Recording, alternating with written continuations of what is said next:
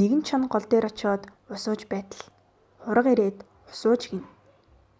Тэгтэл хөөрхий хургийг яаж иж байгаад барьж идэх шалтак ирсэн чон голын урсгалын ихэн талд гараад "Хөөе муу хурга чи. Яагаад ус булангартуулаад байна? Би булангартай ус уумааргүй байна" гэсэнд хурга "Чонгой, би урсгалын доод талд байгаа болохоор усыг яаж булангартуулах билээ?" гэсэнд уурт чон "Тэгвэл чи ноднин жил бас уурыг минь хүргээд байсан байхаа" гэсэнд хурга "Чонгой, би ноднин өдий төрөөгүй байсан шүү дээ" гэжээ. Яах ч аргагүй амаа таглуулсан чон уурлан хөөрхий хургийг барьж идэхээр шууд угсахын дайрчээ.